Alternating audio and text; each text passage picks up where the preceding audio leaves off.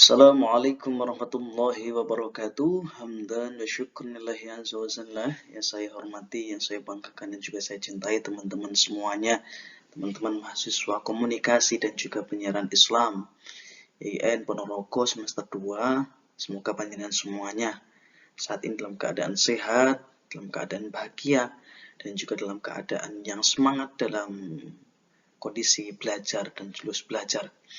Baik teman-teman, kita akan melanjutkan perkuliahan kita dalam mata kuliah sejarah dakwah. Dan pada kesempatan kali ini kita akan membahas terkait dakwah di masa Khulafaur Rasyidin. Dan juga nanti kita akan membahas bagaimana dakwah di masa Khalifah Abu Bakar Asy-Siddiq, Khalifah Umar bin Khattab, Khalifah Utsman bin Affan, juga Khalifah Ali bin Abi Thalib.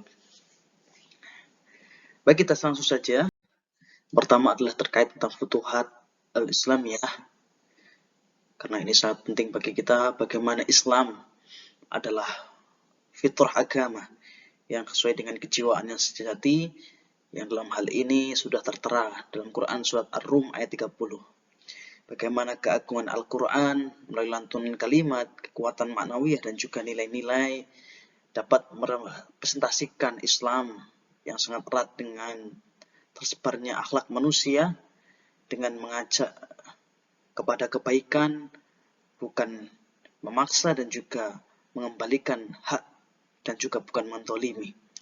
Dan juga Islam selalu mengedepankan amar ma'ruf dan juga nahi mungkar, dan juga Islam hadir sebagai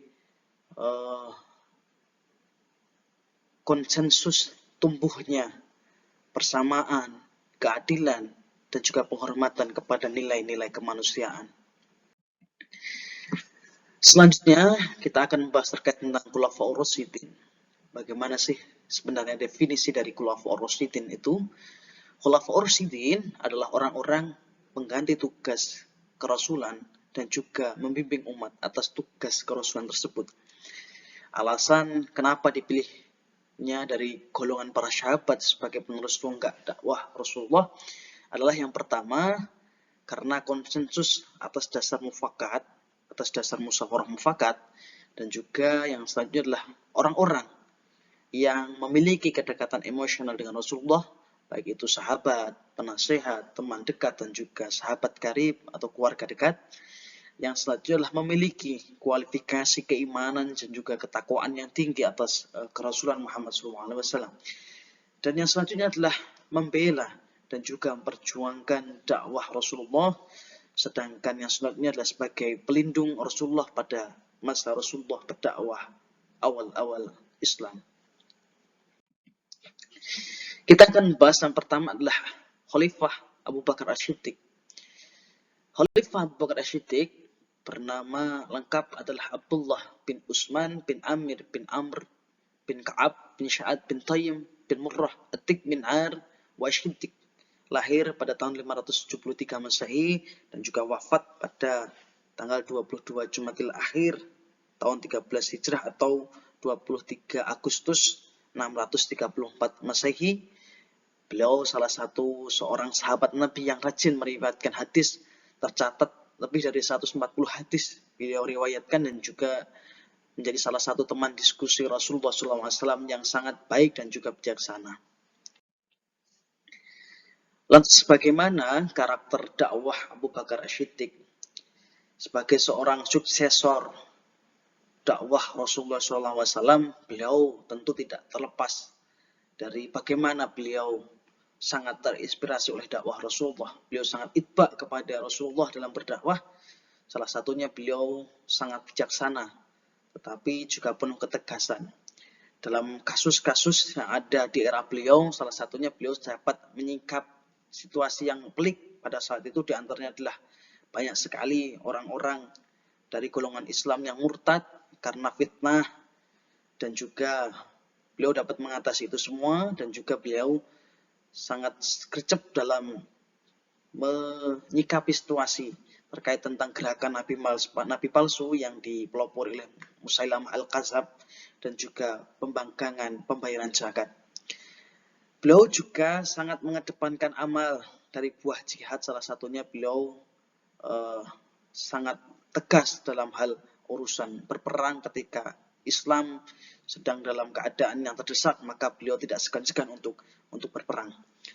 Lantas beliau juga memiliki andil yang sangat besar dalam penyebaran Islam melalui ekspedisi keluar Jazirah Arab, terutama di kawasan utara dan juga Syam. Kawasan utara meliputi Bahrain, Qatar, Kuwait, dan juga di Irak. Beliau berdakwah dengan cara yang soft, melalui mengirimkan surat-surat kepada pemerintah-pemerintah atau raja-raja daerah-daerah tersebut, kabilah-kabilah tersebut, dengan beliau mengedepankan metode dakwah yang damai, dakwah yang bil hikmah, dan juga dakwah yang merangkul. Dan juga beliau juga berperan aktif dalam pengumpulan Al-Quran, karena pada saat itu banyak para hafidh Quran yang gugur dalam pertempuran. Selanjutnya ada Umar bin Khattab. Umar bin Khattab bernama asli atau bernama lengkap Umar bin Khattab bin Waifin Abdul Uzlah bin Rabbah. Lahir pada tahun 580 Hijrah. Beliau Masehi. Beliau dijuluki Amirul Mukminin Al-Faruq. Beliau juga masuk Islam pada tahun ke-6 kerasulan. Beliau juga terkenal sebagai khalifah yang tegas. Beliau salah satu faktor penting Islam dapat menyebar luas di kawasan Arab karena beliau merupakan orang yang sangat berpengaruh pada saat itu. Karena beliau juga salah satu orang yang mempunyai kepastian lidah dan juga keberanian. Beliau juga mempunyai sifat zuhud, berwibawa, adil, berilmu, dan juga beliau juga sangat memahami agama. Beliau juga dikenal dengan negarawan yang tegas. Beliau juga sangat tertib, dan juga beliau juga cakap dalam administrasi dan juga keuangan.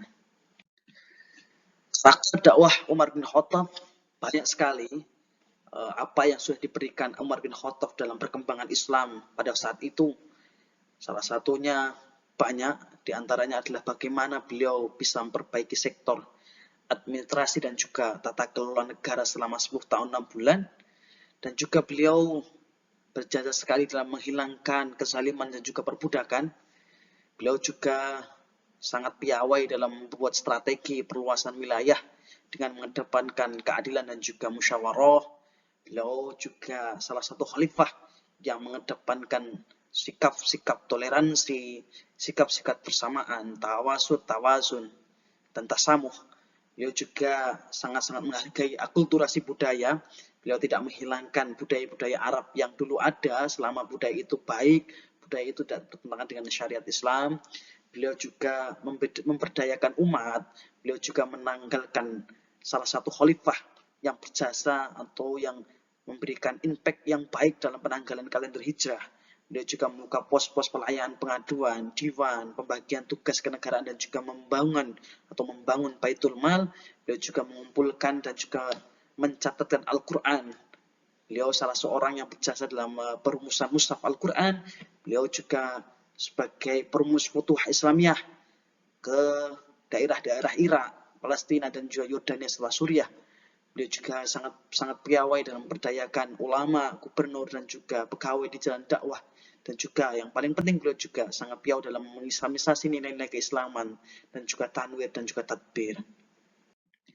Selanjutnya kita akan mengenal beliau dari Utsman bin Affan dengan nama asli beliau adalah Utsman bin Affan bin Az bin Umayyah bin Abdul Sam bin Abdul Munaf. Beliau lahir pada tahun 577 Masehi. Beliau juga disebut dengan Zunun Nu'ain, seorang pemalu, memiliki kecerdasan akal, sangat ifah dan juga tawadu. Dan juga beliau salah satu khalifah yang sangat dermawan dan juga hartawan. Karakter dakwah Utsman bin Affan sebenarnya salah satu khalifah Rasulullah, khalifah pada saat itu, Khulafaur Rasyidin, yang begitu menonjolkan dakwah bil hikmah adalah beliau, yaitu Khalifah Utsman bin Affan. Beliau adalah salah satu khalifah yang bersasa mengedepankan metode dakwah bil hikmah di dalam perkembangan Islam, dan juga karena pengalaman beliau sebagai sekretaris khalifah-khalifah sebelumnya, baik itu Abu Bakar As-Siddiq maupun Umar bin Khattab.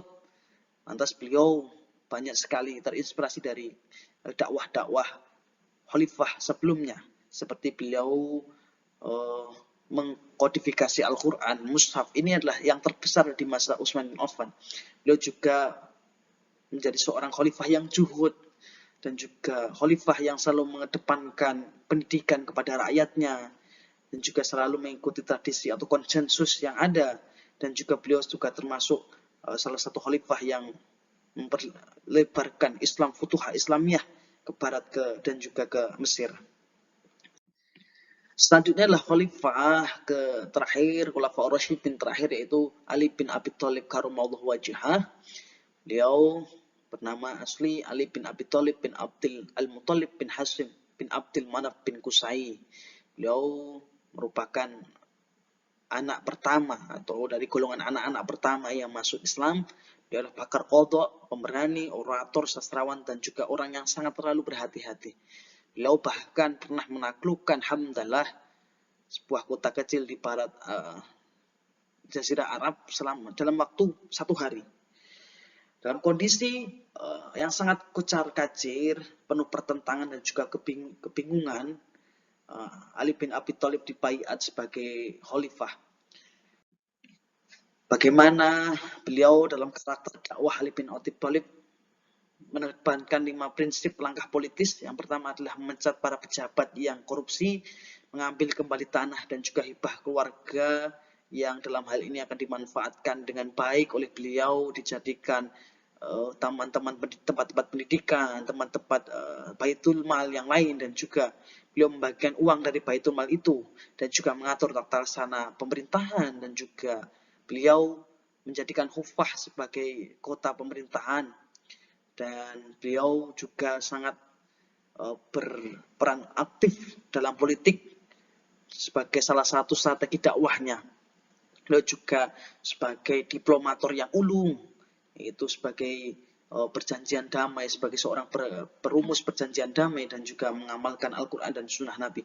Tapi sayang dalam masa akhir hayatnya beliau terbunuh oleh Ibnu Mulzam, salah satu anggota Khawarij yang pada saat itu termakan isu hoax, termakan isu berita bohong. Lantas beliau membunuh Khalifah Ali bin Abi Thalib di Irak pada saat sholat subuh.